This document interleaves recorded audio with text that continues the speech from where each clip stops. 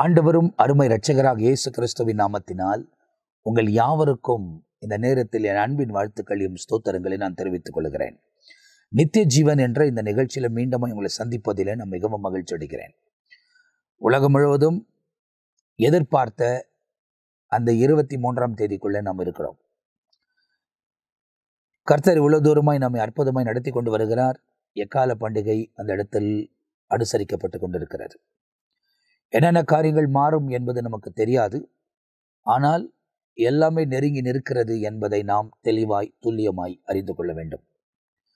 நேற்று தினத்தில் கூட மாரநாத்த நிகழ்ச்சியில் நாம் பேசும்போது அநேக காரியங்களை ஆண்டவர் நம்மோடு கூட வெளிப்பட்டதை நீங்கள் அறிந்திருக்கிறீர்கள்.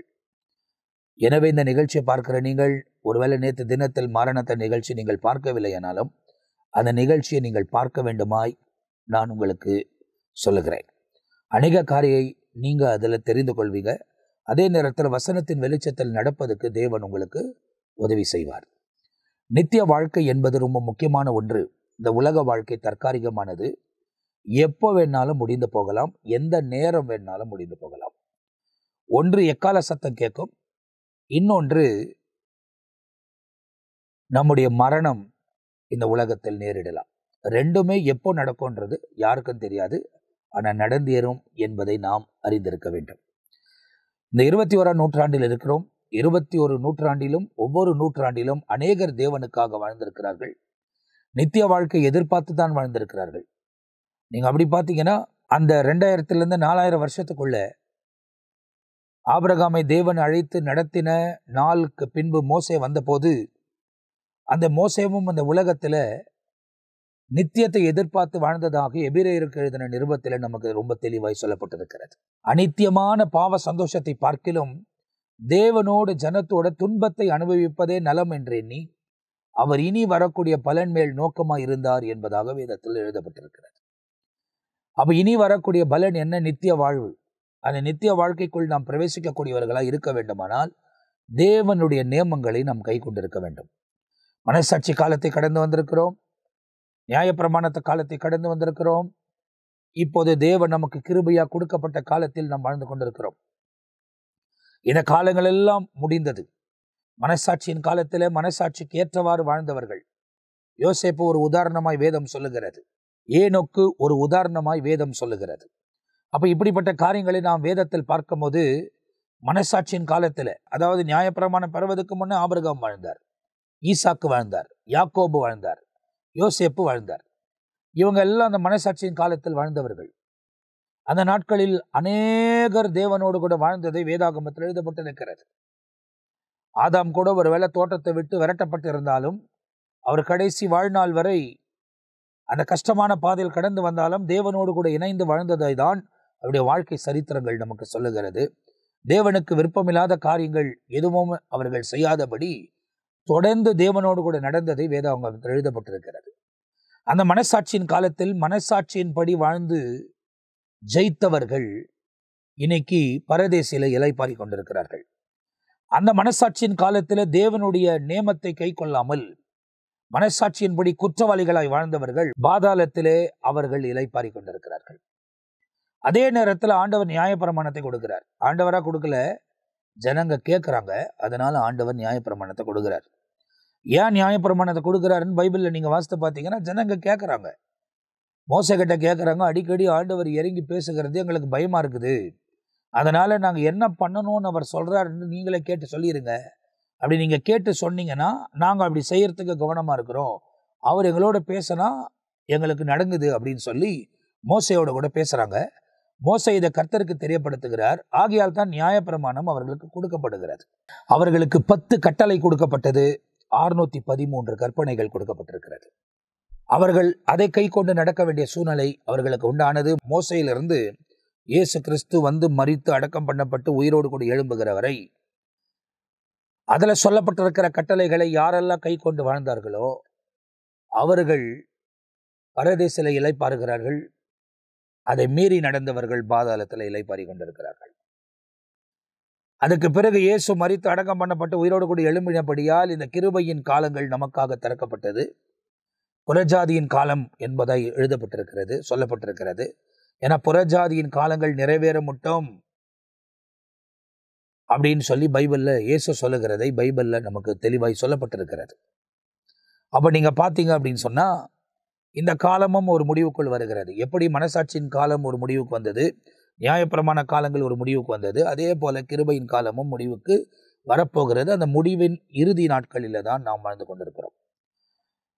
இப்போ இந்த இடத்துல நீங்க பார்த்தீங்க அப்படின்னா இயேசு கிறிஸ்துவின் உபதேசத்தை கை கொண்டு நடந்தவர்கள், அந்த உபதேசத்தை கை கொண்டு நடந்து மரித்திருக்கிறவர்கள் பரதேசில இளைப்பாறுகிறார்கள்.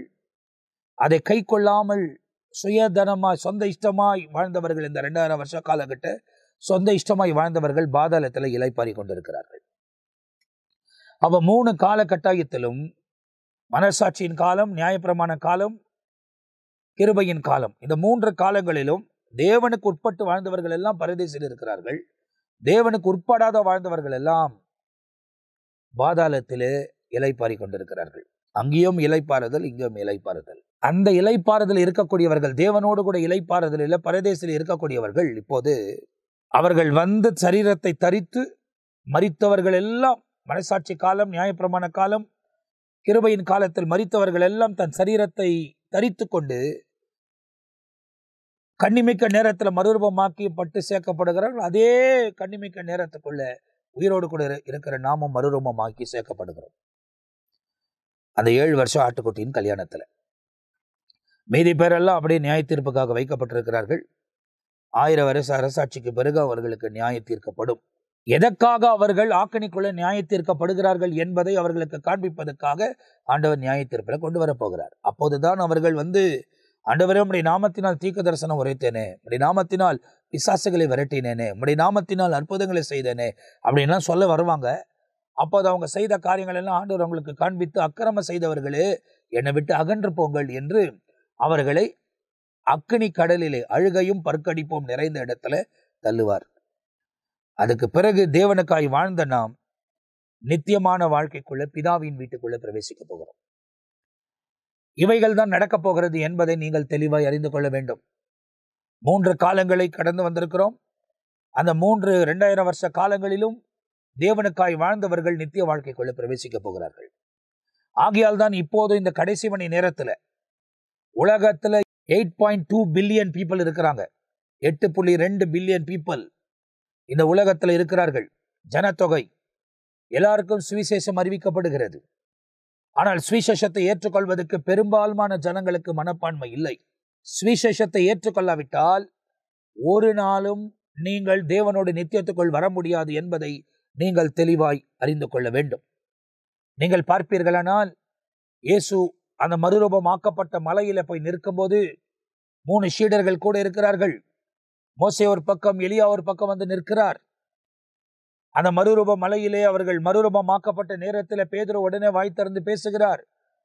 அவங்க 2 பேரையும் பார்த்த உடனே உமக்கு ஒரு கூடாரமும், மோசேக்கு ஒரு கூடாரமும், எலியாவுக்கு ஒரு கூடாரம் போட்டு இங்கே தங்கிருவோன்னு சொல்றாரு. பரலோகத்திலிருந்து ஒரு சத்தம் கேட்கிறது, இவன் என் நேசகுமாரன், இவனுக்கு செவி கொடுங்கள் என்று எழுதப்பட்டிருக்கிறது. அதுதான் இந்த கிருபையின் காலத்தின் உபதேசம். அப்ப இயேசு கிறிஸ்து சொன்ன உபதேசங்களுக்கு கை கொள்ள வேண்டும். கிருபை மாத்திரம் போதாது, கிருபை மீட்புக்கு. பாவத்தில் இருந்த நம்மை மீட்பது கிருபை. இல்லையானால் நாமும் நியாயத்தீர்க்கப்பட்டிருப்போம். அந்த காலத்தில் நீங்கள் பார்ப்பீர்களானால், ஏன் புதிய ஏற்பட்ட காலத்தில் அனனியா சப்பரியால் 2 பேரும் நீங்க பார்த்தீங்க அப்படின்னா பொய் சொன்னதுனாலேயே மடிந்தார்கள், மரித்தார்கள். ஒருவனை அடக்கம் பண்ணிட்டு வந்த உடனே மனைவியும் வராங்க, அவங்களும் அதே பொய் சொல்றாங்க. அவர்களும் கீழே வந்து மரித்தார்கள், அவனை கொண்டு போய் அடக்கம் பண்ணினார்கள் என்பதாக வேதத்துல நமக்கு தெளிவாக எழுதப்படவில்லையா? அப்போஸ்தலர் நடபடிகள் எழுதப்பட்டிருக்கிறது அல்லவா? அப்ப நீங்க தெளிவாய் தெரிந்து கொள்ள வேண்டும். அப்பெல்லாம் நியாய தீர்ப்பு உடனே உண்டாய் கொண்டு இருந்தது.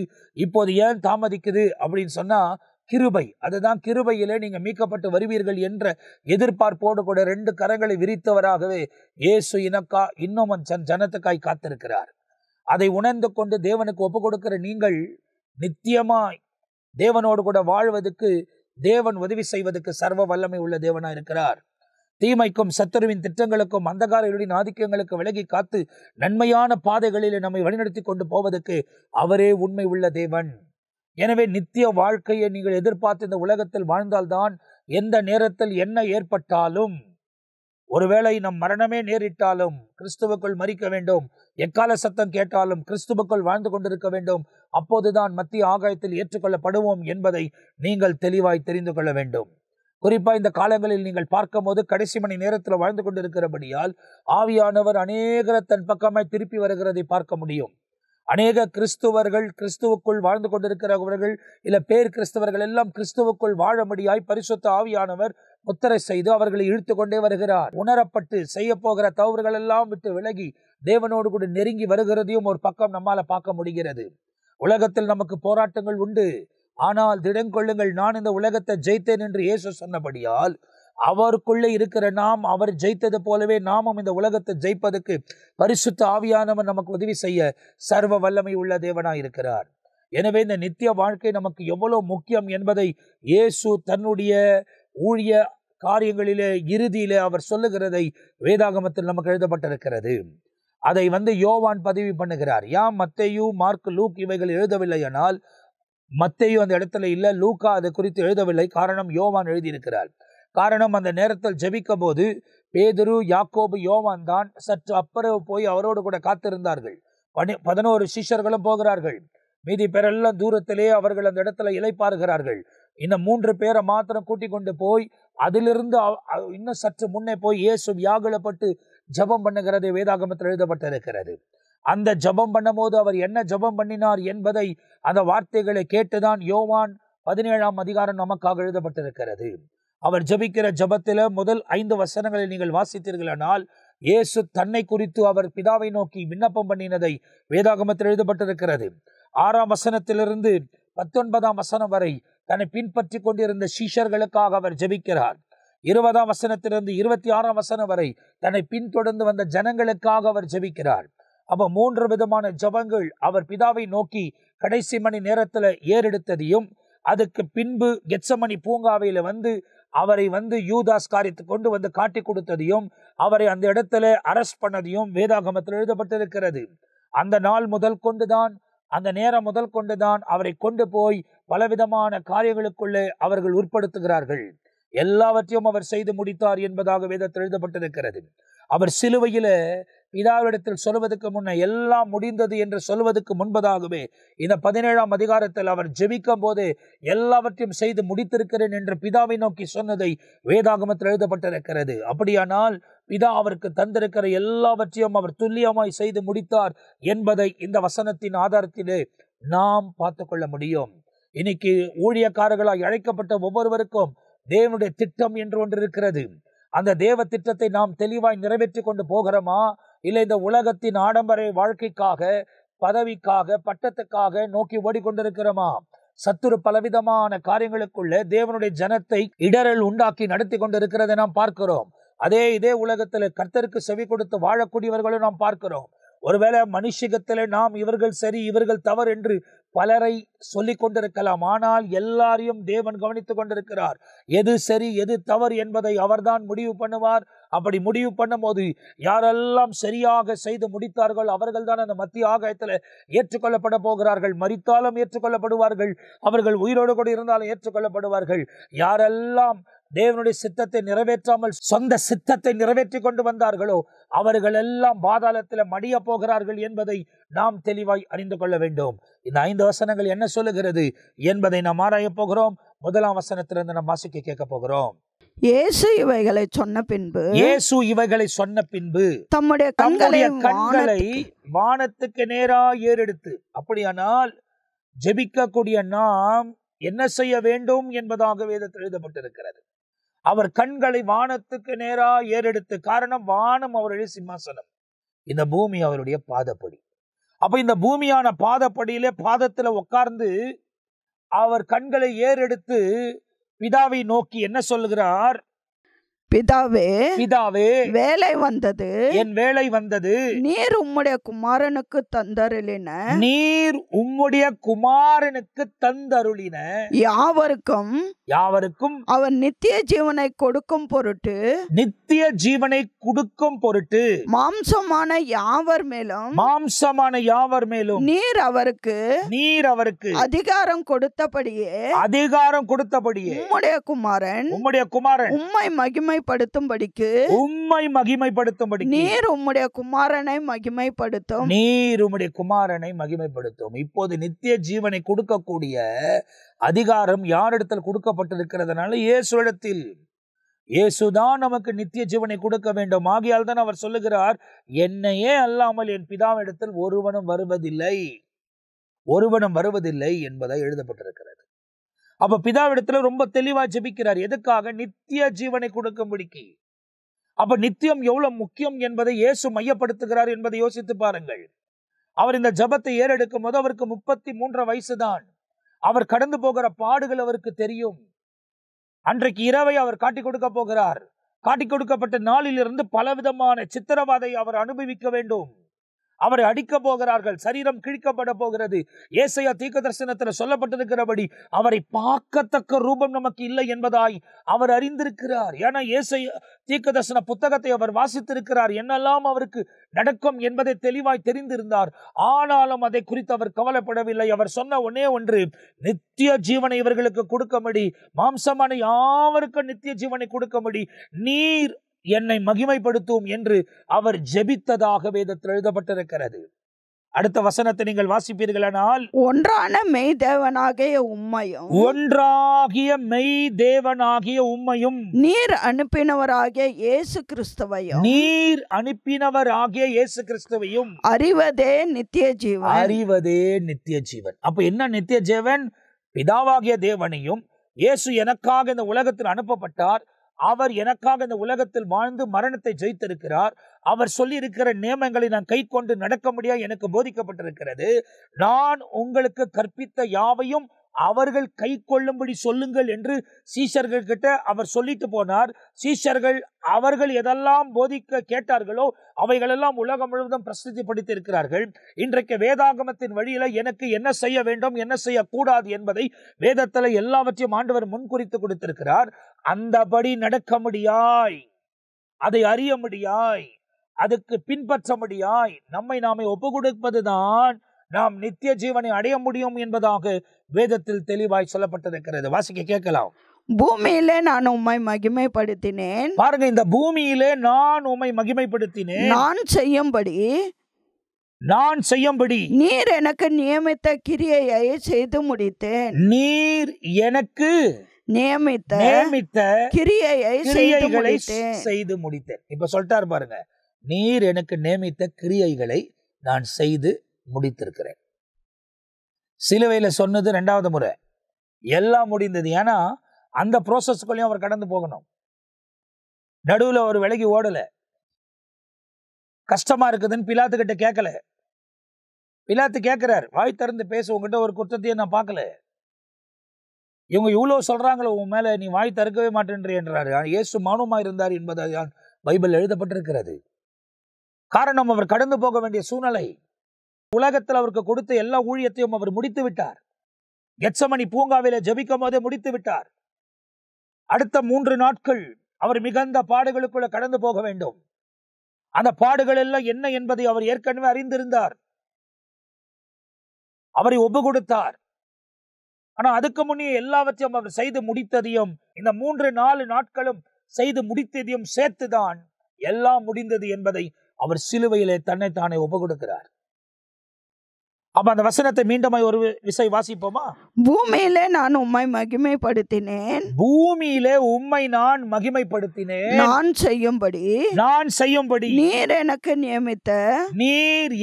நியமித்த கிரியையை செய்து முடித்தேன். இது நீங்களும் நானும் சொல்ல முடியுமா? பிதா நமக்கு கொடுத்திருக்கிற பொறுப்பை தெளிவாய் செய்து முடித்திருக்கிறோமா? கவனித்துக் கொள்ளுங்க. ஆண்டவர் என்னை உருவாக்குகிறார். அவர் எனக்கு சொல்லுகிற காரியத்தை மாத்திரம் செய்வதற்கு தேவன் பலன் தருகிறார். இதே உலகத்தில் தான் நானும் வாழ்ந்து கொண்டிருக்கிறேன். நானும் மாம்சம். எனக்கும் பலவிதமான போராட்டங்கள், இடர்கள் ஏற்படுகிறது. இடர்கள் ஏற்பட்டாலும் பரிசுத்த ஆவியின் பலத்தோடு கூட அவைகளெல்லாம் தாண்டி முன்னேறி கடந்து போக பரிசுத்த ஆவியானவர் எனக்கு உதவி செய்கிறார். அவர் பலத்தினால் நிரப்பி தீய செயல்முறைகளுக்கு விலகி காக்கிறார். நன்மையான பாதைகளில் அற்புதமான விதத்துல பரிசுத்த ஆவியானவர் பலப்படுத்தி முன்னேறி கடந்து போவதுக்கு உதவி செய்கிறார். என உலகத்திலிருந்து கர்த்தர் வேறுபிடிக்கிறார். எந்த இடத்துக்கும் போகாமல் அப்படி சமூகத்திலையும் அவர் தந்திருக்கிற ஊழிய பாதையிலும் முன்னேறி கடந்து போவதற்கு உதவி செய்கிறார். என்னை ஆண்டவர் பிரித்து வருகிறது என்னால் உணர முடிகிறது. அதே போல தேவனோடு கூட நடக்கக்கூடிய ஒவ்வொருவரையும் கர்த்தர் உலகத்திலிருந்து பிரிப்பார். அப்படி பிரிக்கும் போது அந்த காரியங்கள் எல்லாம் கஷ்டமா தான் இருக்கும். ஆனால் பிரிக்கப்பட வேண்டும். காரணம், பரிசுத்த ஆவியானவர் முத்திரையிடுகிறார். எதுக்கு முத்திரையிடுகிறார்? வரப்போகிற எக்கால சத்தத்தை கேட்க முடியாய். அப்போ அந்த மாதிரி பிரிவுகள் உங்களுக்கு மற்றவங்களிடத்திலிருந்து வரும்போது, டிஸ்கனெக்ஷன் ஏற்படும் போது தைரியமாய் தேவனோடு கூட நடப்பதற்கு ஒப்பு கொடுங்கள். நம்மளை நேசிக்கிறபடியால் தான் இந்த உலகத்திலிருந்து பரிசுத்த ஆவியானவர் பிரித்தெடுத்து நியமிக்கிறார். சில காரியங்கள், சில அனுதினமாய் செய்து வந்த சூழ்நிலைகள் எல்லாம் விட்டு விலக வேண்டிய காரியங்கள் ஏற்படும். தொடர்ச்சியாய் போய் கொண்டிருக்கிற சில இடங்களுக்கு நிறுத்த வேண்டிய சூழ்நிலைகள் ஏற்படும். பலவிதமான காரியங்கள் நம்முடைய வாழ்க்கையில அமைக்கப்படலாம். ஆனா எல்லாவற்றிலும் டிஸ்கனெக்ட் ஆகி தேவனோடு கூட இணைக்கப்படுவதற்கு நம்மை நாமே அர்ப்பணித்துக் கொள்ள வேண்டும் என்பதை நீங்களும் நானும் தெளிவாய் அறிந்து கொள்ள வேண்டும். அதை சொல்லிவிட்டு அவர் என்ன சொல்லுகிறார்? பிதாவே, பிதாவே, உலகம் உண்டாகிறதற்கு முன்னே உம்மிடத்தில் எனக்கு உண்டாயிருந்த மகிமையினாலே இப்பொழுது நீர் என்னை உம்மிடத்திலே மகிமைப்படுத்தும். இதுதான் அவருக்காக ஜெபித்த ஜெபம். உலகம் உண்டான நாள் முதலிருந்தே அவர் அவரோடு கூடவே மகிமைப்பட்டிருக்கிறார். ஆதியில வார்த்தை இருந்தது, அந்த வார்த்தை தேவனிடத்தில் இருந்தது. அதிலே பைபிள்ல நீங்க வாசித்து பார்த்தீங்கன்னா, ஆதியிலே ஆண்டவர் வானத்தையும் பூமியும் சிருஷ்டித்தார். அவர் வார்த்தையினால் ஒவ்வொன்றும் உண்டாயிற்று. அந்த வார்த்தை என்பவர் தான் இயேசு. ஆகையால் தான் அந்த வார்த்தை மாம்சமாகி வந்தது என்பதை யோவான் சொல்லுகிறதை வேதாகமத்தில் எழுதப்பட்டிருக்கிறது. அப்போ இந்த உலகத்தில் வாழ்ந்து கொண்டிருக்கிற நாம் நித்திய வாழ்க்கைக்கு ஏற்ற ஒரு வாழ்க்கை வாழ்கிறோமா என்பதை நீங்கள் உங்களை ஆராய்ந்து பாருங்கள். பரிசுத்த ஆவியானவர் இந்த உலகத்தை விட்டு சில காரியத்திலிருந்து உங்களை பிரித்து எடுக்கும் போது பிரிக்கப்பட்ட நிலையிலே முன்னேறி கடந்து போவதற்கு உங்களை ஒப்பு கொடுங்கள். இந்த உலகத்தில் இருக்கிற பண மயக்கங்களும் பொருளாதார மயக்கங்களும், உலகத்தில் இருக்கக்கூடிய இச்சைகளின் மீது இருக்கிற மயக்கங்களும் தெளிந்தவர்களாய் அவைகளை விட்டு விலகி தேவனோடு கூட நடப்பதற்கு நம்மை நாமே ஒப்பு கொடுக்க வேண்டும். தீய செயல்முறைகளுக்கெல்லாம் அவர் நம்மை விலகி காத்து அற்புதமான விதத்தில் நம்மை வழிநடத்துவதற்கு இயேசுதான் உண்மை உள்ள தேவனாயிருக்கிறார். அவர்தான் முதலாவது அந்த நித்திய வாழ்க்கைக்கான வழி. பாதாளத்தில் உள்ளவர்கள் எல்லாரையும் பரதேசிக்கு கர்த்தர் கொண்டு போய் சேர்த்திருக்கிறார். அவர்கள் எல்லாரும் நமக்காய் காத்திருக்கிறார்கள். காரணம், நாம் இல்லாமல் அவர்கள் பூர்ணராவதில்லை என்பதாய் வேதத்தில் எழுதப்பட்டிருக்கிறதே. எல்லாரையும் ஒரே நேரத்தில் ஆட்டுக்குட்டியின் கல்யாணத்துக்கு கொண்டு வந்து எல்லாரும் ஒரே நேரத்தில், யாரெல்லாம் எல்லாரும் சொன்னா, மனசாட்சியின் காலத்துல தேவனுக்காய் வாழ்ந்தவர்கள், நியாயப்பிரமாண காலத்துல நியாயப்பிரமாணத்தை கை கொண்டு நடந்தவர்கள், கிருபையின் காலத்துல கிருபையை உபயோகப்படுத்தி இயேசு கிறிஸ்து போதித்த போதனைகளை கை கொண்டு நடந்தவர்கள், எத்தனை முறை தவறினாலும் அந்த இரத்தத்தினால் சுத்திகரிக்கப்பட்டு மீண்டுமாய் எழும்பி நின்று அவருக்காய் முன்னேறி கடந்து போவதற்கு தேவன் உதவி செய்கிறார். சாத்தானானவன் பல தந்திரமான காரியத்தினால் உலகத்தை எப்படியாகிலும் கரைப்படுத்த வேண்டும் என்று, இன்றைக்கு கிருபை இருந்தால் போதும் நீ பரலோக ராஜ்யத்துக்கு வந்துவிட முடியும் என்பதை தவறான போதனைகளை தவறான ஊழியர்கள் மூலியமாய் பேசி வருகிறதை நாம் பார்க்கிறோம். கிருபை இருப்பது தொடர்ச்சியாய் நம் பாவ வாழ்க்கையில நீடிப்பதற்காக அல்ல, பாவத்தை விட்டு விலகி மனம் திரும்பி தேவனோடு கூட நடப்பதற்கு தான் கிருபையை ஆண்டவர் தந்து, என் கிருபை உனக்கு போதும், உன் பலவீனத்தில் என் பலன் பரிபூர்ணமாய் விளங்கும் என்பதாய் இயேசு சொல்லி இருக்கிறது, வேதாகமத்தில் எழுதப்பட்டிருக்கிறது. அப்போஸ்தலனாகிய பவுலை அவர் பார்த்து சொல்லி இருக்க முடியுமானால், இந்த நிகழ்ச்சியை பார்க்கிற உங்களையும் எனக்கும் கர்த்தர் சொல்லுகிறார், என் கிருபை உனக்கு போதும், உங்களுடைய பலவீனத்தில் என் பலன் பரிபூர்ணமாய் விளங்கும். அப்படியானால் அவர் பலன் நமக்குள் பரிபூர்ணமாய் விளங்கும் போது எப்படிப்பட்ட குழியிலிருந்தும் கர்த்தர் நம்மை தூக்கி நிறுத்த வைப்பதற்கு அவர் சர்வ வல்லமை உள்ள தேவனாயிருப்பார். அவர் தூக்கி நிறுத்துவதற்கு உண்மை உள்ள தேவனாயிருக்கிறார். இன்றைக்கு அவர் தூக்கி நிறுத்த வரும்போது அவரிடத்தில் நீங்கள் உங்கள் வாழ்க்கையை ஒப்பு கொடுத்து எழும்பி நிற்க மனதுள்ளவர்களாய் எழும்பி நிற்கும் போது மீண்டுமாய் விழாதபடி தொடர்ச்சியாய் நடத்தி கொண்டு போவதற்கு அவரே சர்வ வல்லமை உள்ள தேவனாயிருக்கிறார். வரப்போகிற கோப அக்கினிக்கு நீங்கள் தப்பித்துக் கொள்ள வேண்டுமானால் தேவனோடு கூட இணைந்து வாழ வேண்டும். தீய செயல்முறைகளை கட்டாயம் விலக வேண்டும். ஆகியால் தான் இயேசு வந்தபோது இந்த உலகத்தில் சொன்னார், மனம் திரும்புங்கள், பரலோக ராஜ்யம் சமீபத்திருக்கிறது. அப்படியானால் இந்த பரலோக ராஜ்யத்துக்குள் பிரவேசிக்க வேண்டுமானால் கட்டாயம் மனதிலே மாற்றம் உண்டாயிருக்க வேண்டும். சரீர பழக்கத்துல மாற்றங்கள் அல்ல, இருதயத்தில் மாற்றங்கள் வேண்டும், பார்வையில மாற்றங்கள் வேண்டும், எண்ணங்களிலே யோசனைகளிலே மாற்றங்கள் வேண்டும். தேவனோடு கூட நடக்க உங்களை ஒப்பு கொடுப்பீர்களானால் ஆண்டவர் தம்முடைய பிரசன்னத்தின் மகிமையை உங்க வாழ்க்கையில விளங்க பண்ணி அற்புதமாய் நடத்துவதற்கு அவரே உண்மை உள்ள தேவனாய் இருக்கிறார். எனவே தேவனோடு இணைந்து வாழுங்கள். கர்த்தருக்காக உங்களை அர்ப்பணித்துக் கொள்ளுங்கள். இயேசு ரொம்ப அழகா இங்க ஜெபிக்கிறார், அவருக்காக ஜெபிக்கிறார். இந்த 5 வசனங்களை திரும்ப வாசிக்க கேட்போமா? இயேசு இவைகளை சொன்ன பின்பு இயேசு இவைகளை சொன்ன பின்பு தம்முடைய கண்களை வானத்துக்கு ஏறெடுத்து தம்முடைய கண்களை வானத்துக்கு ஏறெடுத்து பிதாவே பிதாவே வேலை வந்தது, வேலை வந்தது, நீர் உம்முடைய குமாரனுக்கு தந்தருளின நீர் உம்முடைய குமாரனுக்கு தந்தருளின யாவருக்கும் யாவருக்கும் அவர் நித்திய ஜீவனை கொடுக்கும் பொருட்டு அவர் நித்திய ஜீவனை கொடுக்கும் பொருட்டு மாம்சமான யாவர் மேலும் நீர் அவருக்கு அதிகாரம் கொடுத்தபடியே உம்முடைய குமாரன் உம்மை மகிமைப்படுத்தும்படிக்கு நீர் உம்முடைய குமாரனை மகிமைப்படுத்தும் ஒன்றான மெய் தேவனாகிய உம்மையும் நீர் அனுப்பினவராகிய இயேசு கிறிஸ்துவையும் அறிவதே நித்திய ஜீவன். பூமியிலே நான் உம்மை மகிமைப்படுத்தினேன், நான் செய்யும்படி நீர் எனக்கு நியமித்த கிரியையை செய்து முடித்தேன். பிதாவே உலகம் உண்டாகுவதற்கு முன்னே உம்மிடத்திலே எனக்கு உண்டாயிருந்த மகிமையினாலே இப்பொழுது நீர் என்னை உம்மிடத்திலே மகிமைப்படுத்தும் என்று அவர் ஜெபிக்கிறார். அச்சா, இந்த இடத்துல ஜெபம் பண்றாரு. அந்த ஜெபத்தை குறித்து வேதத்தில் எழுதப்பட்டிருக்கிறது. அப்படி இருக்கும்போது நீங்க பாத்தீங்க அப்படின்னு சொன்னாக்கா, ஏற்கனவே இயேசு கிறிஸ்து ஒரு இடத்துல அவர் ஜெபம் பண்றத பைபிள் சொல்லப்பட்டிருக்கு. நீங்க பாத்தீங்கன்னா அந்த இடத்துல ஒவ்வொரு காரியத்திலையும் பைபிள்ல புரட்டி ஆராய அநேக காரியங்களை ஆண்டவர் நமக்கு பைபிள்ல இருந்து காண்பிக்கிறார். நாம தான் வசனத்தை ஆராய்ந்து நாம் வாசிக்க வேண்டும். ஆகையால் இந்த இடத்துல நீங்க பாத்தீங்க அப்படின்னு சொன்னாக்கா, இயேசு ஏற்கனவே ஒரு இடத்துல ஜெபித்ததை பைபிள் சொல்லப்பட்டிருக்கு. அது 12ஆம் அதிகாரத்தில் எழுதப்பட்டிருக்கு. அதை நீங்க 27ஆம் வசனத்தை வாசிக்க கேட்டுருவோம். நம்ம இந்த நிகழ்ச்சியை முடிக்க போகிறோம். 27ஆம் வசனத்தை வாசிக்க கேட்போமா? இப்பொழுது என் ஆத்துமா கலங்குகிறது, நான் என்ன சொல்லுவேன்? பிதாவே இந்த வேளையில் என்னை ரட்சியும் என்று சொல்வேனோ? ஆகிலும் இதற்காகவே இந்த வேலைக்குள் வந்தேன். இதற்காகவே இந்த வேலைக்குள் நான் வந்திருக்கிறேன். பிதாவே உமது நாமத்தை மகிமைப்படுத்தும் என்றார். அப்பொழுது மகிமைப்படுத்தினேன், இன்னமும் மகிமைப்படுத்துவேன் என்கிற சத்தம் வானத்திலிருந்து உண்டாயிற்று. மகிமைப்படுத்தினேன், இன்னும் உம்மை மகிமைப்படுத்துவேன். இதைதான் இந்த இடத்துல இயேசு 17ஆம் அதிகாரத்துல சொல்றாரு, என்னை மகிமைப்படுத்தும். நீங்க சொன்னதெல்லாம் செஞ்சு முடிச்சிருக்கிற, நீங்க சொன்னபடியே செஞ்சு முடிச்சிருக்கிற.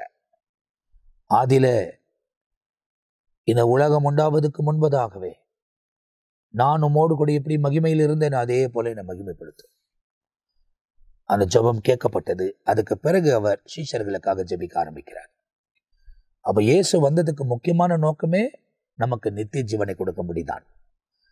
அதனாலதான் நான் ஒவ்வொரு நிகழ்ச்சியில் என்ன சொல்றேன்னா, எதுக்காக நீங்க விடுதலை ஆக்கப்படணும்னுக்காக நான் இதுல ஜெபம் பண்றதுல, அதாவது டெலிவரன்ஸ் பிரேயர் நடத்துறாங்க தெரியுமா, அந்த மாதிரி நான் ஜெபிக்கிறதுல எனக்கு ஜெபிக்க தெரியாதுன்னு இல்லை. ஆனா நான் தெரிஞ்ச சத்தியம் என்ன தெரியுமா, முதலாவது தேவனுடைய ராஜ்யத்தின் நீதியை தேடு, இந்த உலகத்தில் உனக்கு எதெல்லாம் வேணுமோ அதெல்லாம் கூட சேர்த்து கொடுக்கப்படும் என்பதை ஆண்டவர் சொல்லியிருக்கிறார். அந்த கூட சேர்த்து கொடுக்கிறார் தெரியுமா, அதுல எல்லாமே அடங்கிடும். உலகத்துக்குள்ள A to Z மொத்தமே அந்த எல்லாவற்றையும் கொடுப்பேன் என்று சொன்னாரு, அதுல அடங்கியிருக்கிறது. ஆகையால் தான் இந்த நிகழ்ச்சியில நான் தொடர்ந்து சொல்லுகிறேன், நீங்க தேவனுடைய ராஜ்யத்தின் நீதியை தேடுங்கள், கர்த்தரை ஆராதியுங்கள், வசனத்தின்படி நடங்கள், ஆரோக்கியம் உங்களை பின்தொடரும். பண தேவைகள் உங்களுக்கு தானா சந்திக்கப்படும். பணம் உங்களை பின்தொடரும். கனம் உங்களை பின்தொடரும். தேவன் எந்த விதத்தில் உங்களை ஆசீர்வதிக்கணும்னு விரும்புகிறாரோ அதின் நேரத்தில் அதின் காலத்தில் எல்லாவற்றையும் உங்க வாழ்க்கையில விலக பண்ணி வழிநடத்துவதற்கு அவர் உண்மை உள்ளவராக இருக்கிறார். உலகம் முழுவதும் காணப்படுகிற போராட்டங்கள் நம்ம கண்களுக்கு முன்பதாய் நடந்து கொண்டிருக்கிறது. இந்த நாட்களிலே உங்க வாழ்க்கையை நித்திய ஜீவனுக்கு நேராய் நடத்தபடி உங்க வாழ்க்கையை அர்ப்பணியுங்கள். யோவான் 3:16 சொல்லுகிறது, தேவன் தன்னுடைய ஒரே பேரான குமாரனை விசுவாசிக்கிறவன் எவனோ அவன் கெட்டு போகாமல் நித்திய ஜீவனை அடையும்படி அவரை தந்தருளி இவ்வளவாய் உலகத்தில் அன்பு கூர்ந்தார் என்று எழுதப்பட்டிருக்கிறது. இயேசு கிறிஸ்துவை பிதாவாகிய தேவன் கொடுத்ததுக்கு காரணமே அவர் வாயிலாய் நாம் நித்திய ஜீவனை அடையும்படி. அதுதான் இயேசு கிறிஸ்து இங்கு ஜெபிக்கிறார். அவர் மூலியமாய் மாம்சமான எல்லாருக்கும் நித்திய வாழ்க்கை கொடுக்கும்படி தேவன் உதவி செய்தார். மனசாட்சி காலத்துல, நியாயப்பிரமாணத்து காலத்துல வாழ்ந்து கொண்டிருந்தவர்கள் கூட மேல் பாதாளத்தில் வாழ்ந்து கொண்டிருந்தார்கள். அந்த நாட்களிலே மனசாட்சியின்படி நடக்காதவர்கள், நியாயப்பிரமாணத்தின்படி நடக்காதவர்கள் கீழ் பாதாளத்தில் இருந்தார்கள். ஆனா இயேசு எப்போது அடக்கம் பண்ணப்பட்டு காவலிலே இறங்கி அங்க உள்ளவர்களோடு கூட பேசி அந்த மனசாட்சியின் காலத்தில் நீதியா வாழ்ந்தவர்களும் நியாயப்பிரமாண காலத்தில் நியாயப்பிரமாணத்தை கை கொண்டு வாழ்ந்தவர்களும் பரதேசிக்கு கொண்டு போயிட்டார். அதுக்கப்புறமா தேவனுக்கு கீழ்ப்படியாதவர்கள் எல்லாம் இந்த பாதாளத்தில் முற்றிலுமாய் வைக்கப்பட்டிருக்கிறார்கள். இன்னைக்கு நீ பாதாளத்தை நோக்கி ஓடிக்கொண்டிருக்கிறாயா, பரதேசியை நோக்கி ஓடிக்கொண்டிருக்கிறாயா? ஒருவேளை எக்கால சத்தம் கேட்குமானால் அந்த மத்திய ஆகாயத்துக்குள்ள வரப்போகிறாயா, இல்ல பாதாளத்துக்குள் போய் இலைப்பாரி நியாய தீர்ப்பு நாளிலே நியாய தீர்ப்பு பெற்று அக்கினியும் கந்தகமும் எரிகிற இடத்துல தள்ளப்பட போகிறாயா? யோசித்து பார். உங்க கையில தான் இருக்க முடிவு. தேவனை பின்பற்றுங்கள். இயேசு உண்மை உள்ளவர். இயேசுதான் வழி, இயேசுதான் சத்தியம், இயேசுதான் ஜீவன். அவரை தவிர வேற வழியே இல்லை. இன்னைக்கு நான் ஒரு ஊழியக்காரனா உங்க மத்தியில உட்கார்ந்து இருக்கிறதுக்கு காரணம் இயேசு. 1997 மே மாதத்தில் தான் கர்த்தர் என்னை சந்திச்சார். என் வாழ்க்கை முற்றிலுமாய் மாற்றப்பட்டது.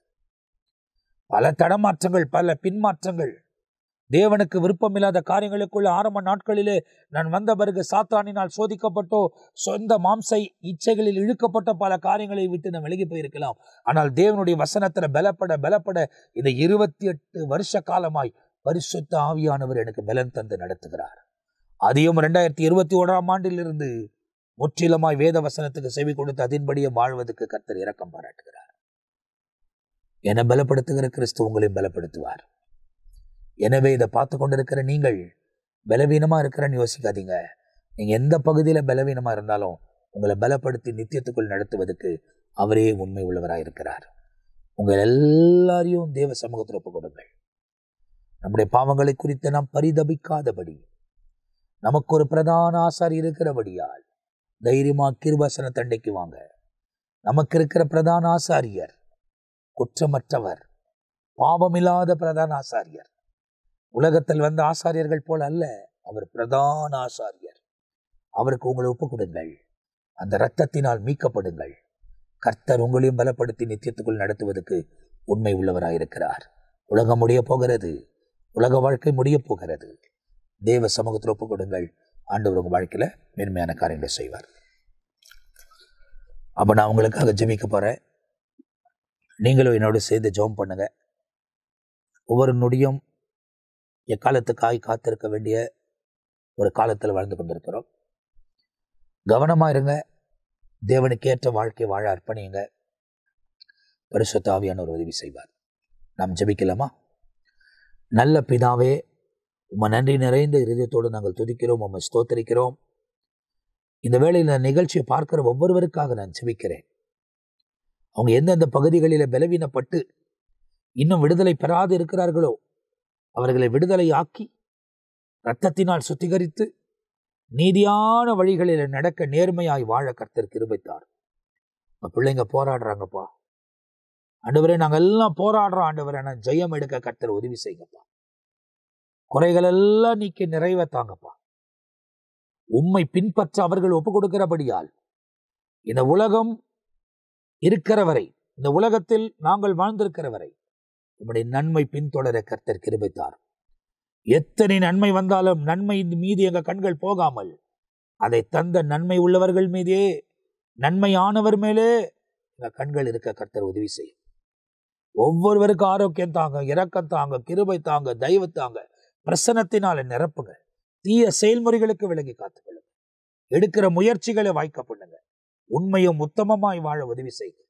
அவங்க யாருக்கெல்லாம் ஜெபிக்கிறாங்களோ அவர்களெல்லாம் மனம் திரும்புதலுக்குள் வர கர்த்தர் உதவி செய்வீராக. மகிமையின் பிரசனம் இவர்களை மூடட்டும். குடும்பம் குடும்பமாய் மீட்பின் திட்டத்துக்குள்ள சேர்க்கப்படட்டும். பரிசுத்த ஆவியானவரே, நீர் கிரியை செய்யுங்கப்பா. நீங்க இருக்கும் போதே இவர்களை உன் பக்கமா இழுத்து கொள்ளுங்கப்பா. முத்திரை போட்டுருங்கப்பா. தீமையான வழிகளுக்கு விலகி காத்து கொள்ளுங்கப்பா. உங்களோட கூப்பிடுகிற இடத்துல எல்லாம் நன்மை செய்யுங்கப்பா.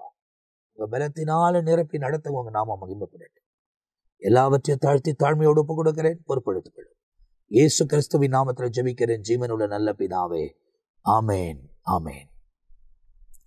பிரியமானவர்களே, இந்த நித்திய ஜீவன் நிகழ்ச்சி உங்களுக்கு ஆசீர்வாதமாக இருந்திருக்கும் என்று நான் நம்புகிறேன்.